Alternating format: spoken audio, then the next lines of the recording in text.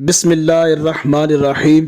نزلہ اور زکام ایسی بیماریاں ہیں جنہیں ہمارے ہاں صحت کا مناسب شعور نہ ہونے کی وجہ سے معمولی سمجھ کر نظر انداز کر دیا جاتا ہے، اور اگر اس کی طرف توجہ دی بھی جائے تو جوشاندہ پی لینے یا ڈسپرین لینے کو کافی خیال کیا جاتا ہے۔ نزلہ اور زکام وہ بیماریاں ہیں جن میں ہر دوسرا انسان آئے روز مبتلا نظر آتا ہے۔ نزلہ اور زکام عموماً سردیوں کی بیماری ہے۔ آج کی ویڈیو میں آپ کو دائمی نزلے کے 5 علاج کے بارے میں بتاؤں گا۔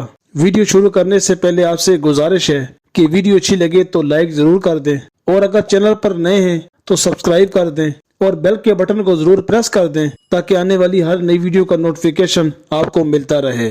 نمبر 1، 30 دن تک روزانہ ناشتہ کے 2 گھنٹے بعد مچھلی کا تیل آدھی چمچ پئیں۔ سردیوں میں رات کو مزید آدھی چمچ استعمال کر سکتے ہیں۔ انشاءاللہ عز و جل دائمی نزلہ سے آرام ہو جائے گا۔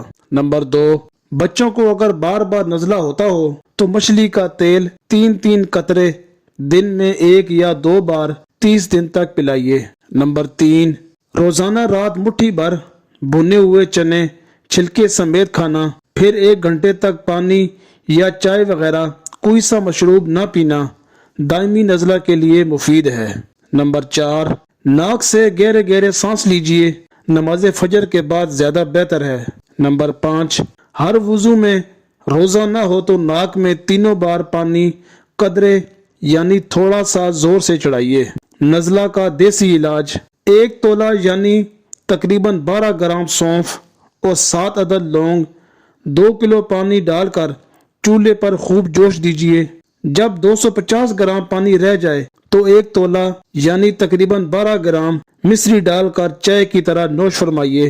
2-3 بار کے استعمال سے انشاءاللہ عز و جل نزلہ و زکام دور ہو جائے گا۔ ویڈیو اچھی لگے تو کمنٹ میں اپنی رائے کا اظہار ضرور کیجیے گا۔